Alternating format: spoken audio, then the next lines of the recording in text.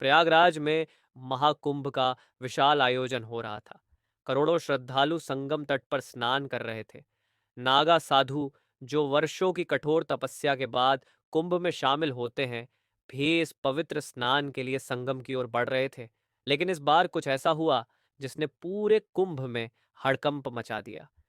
दोस्तों, आगे बढ़ने से पहले अगर आप इस चैनल पर पहली बार आए हैं तो चैनल को सब्सक्राइब कर लें ताकि आपको ऐसी और मजेदार वीडियो मिलते रहे।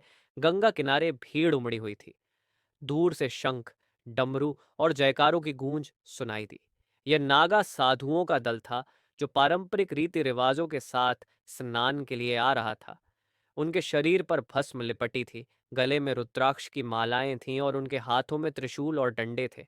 लेकिन जैसे ही वे संगम में प्रवेश करने लगे, पुलिस और प्रशासन ने उन्हें रोक दिया। आप लोग स्नान नहीं कर सकते, एक अधिकारी ने कठोर स्वर में कहा। यह कैसे हो सकता है?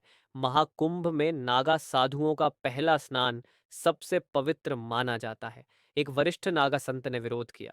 अधिकारियों ने बताया कि भारी भीड़ के कारण भगदड़ की आशंका हिपोक्रेटिक शो है, इसलिए प्रशासन ने नागा साधुओं के स्नान को रोक दिया है।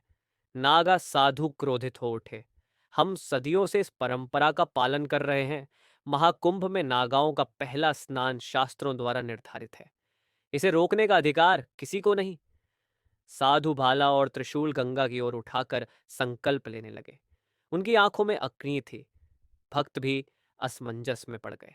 प्रशासन के अधिकारी सकते में आ गए। जल्द ही यह समाचार चारों ओर फैल गया। साधुओं के समर्थन में कई श्रद्धालु भी खड़े हो गए। माहौल गरमाने लगा। प्रशासन को स्थिति नियंत्रण से बाहर होती दिखी। तभी अखाड्यों के प्रमुख संतों और प्रशासन के वरिष्ठ अधिकारियों की एक बैठक बुलाई गई।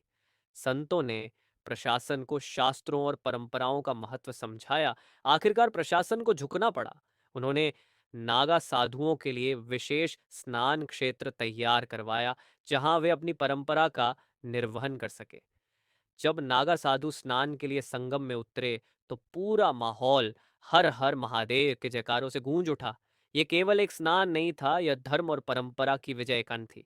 ये घटना कुंभ के इतिहास में दर्ज हो गई।